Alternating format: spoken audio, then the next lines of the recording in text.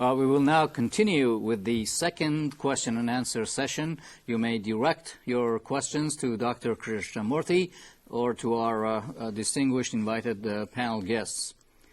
Our first question is from Tecnológico do Estudios Superiores do Chalco. Go ahead, please, in Mexico. Por favor, su pregunta, por favor. ¿Qué importancia tiene el modelo ETK en la sincronización de What is instituciones de educación superior? the importance of the ETK model and the synchronization of university programs? The question relates to the university programs, higher education. It's a very important, extremely important area for us to work in terms of synchronization. Right here we have a doctoral student who is working right on that very issue. He might address part of this question. Yes, the main thing I would say is that a lot of countries have a lot of public educational institutions, and they have large bureaucracies and are really not focused on improving the performance. They're just trying to continue with operations that they've had in the past. So synchronization makes them look at the places where they're inefficient and helps them improve upon that and make sure that they're synchronized. So that's what I would say. Thank you, Jorge. We stay in Mexico for our next question. Go ahead, please. Pregunta, por favor. Adelante, buenos días. Su pregunta, por favor. I would like to, given that the new generations are more given to change, the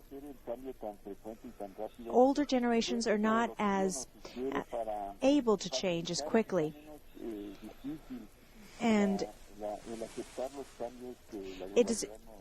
it is actually much harder for older generations to accept changes and to adapt to them.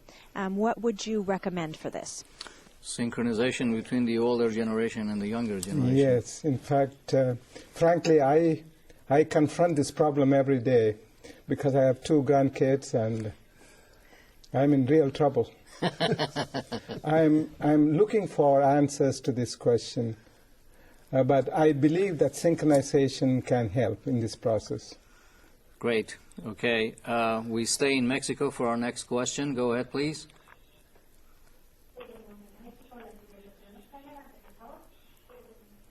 Sí, adelante su pregunta, por favor. Sí, el factor humano es fundamental para una If the human factor is so basic for organizations, why are companies automating everything and we see that the human factor is displaced? Very difficult question. It is one of those things where progress has to be made. Progress requires changes. Changes include technological advancements, and we have to train our skilled people to acquire new skills so that they are able to adapt to new technologies. That's a part of the synchronization philosophy we have to adopt. Any comments? I would say that also it relates to the point that was made earlier about the interface between the human side and the technological side, and this model encompasses that. A lot of what's happening is as the technology changes, we haven't fallen behind in our ability to train the people who work with these technologies because it's making new ways for them to work together. I think that it requires actually an increased attention to the human side because of the progress of technology. Thank you. Our next question is faxed in from Lima, Peru. I'll read it for you. Mr. Jorge Cardenas's approach to synchronization is to focus on empirical research of educational institutions in Latin America. Do you anticipate cultural issues playing a significant part in this analysis? Yes, I do. There's different organizations and educational systems in different parts of the country. They all have their unique cultural characteristics.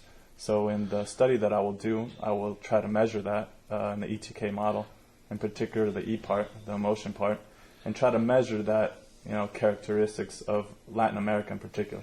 Yet, Dr. Naert, you also commented on cultural issues in our previous section. So what are your thoughts and ideas about that? Again, the cultural aspect generally relates to the outward appearance of the behavior itself that's generated as a universal human aspect. So I think you'll find that there'll be a lot of commonality in terms of universal aspects. The actual outward behavior may be somewhat different per culture. And Dean Goodrich, what about institutions of higher education as we bring international students together? How does that work out for you? Well, I think we're just now entering the phase where globalization is really impacting higher education.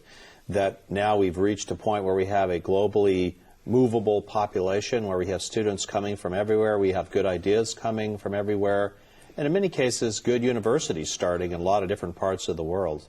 Part of our obligation is to move from the standalone model that we have now to a model of cooperation with other schools, other universities, and that's going to require an increased sensitivity on our part as administrators and certainly on the part of our faculty and students to each other and to these kinds of differences. Great comments. And Krishna, maybe you could comment on the relationship between the ETK model and cultural factors? Yes. In fact, when we talk about ETK and related to synchronization, the emotional aspect includes communication, emotional intelligence, and as well as skills in negotiation and everything else. All this part of the training, which is K, the training part of it, and the human resource development part, K. And then we have T, technology. In the current situation, right now we have questions coming from all over the world. Without the technology, we couldn't have made it possible. Great. Thank you for your excellent questions. We appreciate them, but we have run out of time. We hope that you have enjoyed participating once again in this exciting multilingual and multinational program. For further references and study, you can consult your valuable ITC Participants Manual. Our first live video conference of the year 2009 series, Foundations for Generational and Global Success, airing April 9th, 2009, will be titled Sustainable Leadership, the Force Behind Performance and Continuity. For additional information on this video conference series and its certification requirements, as well as dates and specific topics for other upcoming programs, please contact ITC. I would like to invite all organizational members of ITC Global Knowledge Network to visit and use at ITC's website the MAC Virtual Video Library, the most extensive institutional international video resource in the world today, where you can access all of ITC's past video conferences in both English and Spanish. Other interested organizations may purchase as 6 or 12-month usage licenses directly from ITC at any time.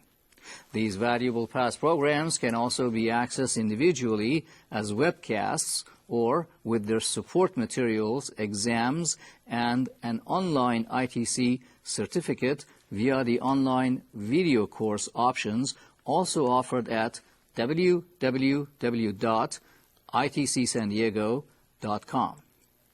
We remind you that all of ITC programs are created and copyrighted by Miguel A. Cardenas and may not be taped, stored, reproduced, retransmitted in any form, in whole or in part, without the written consent of the author. On behalf of all of us, I thank you for your ongoing participation and interest in this unique program. Thank you, and see you soon.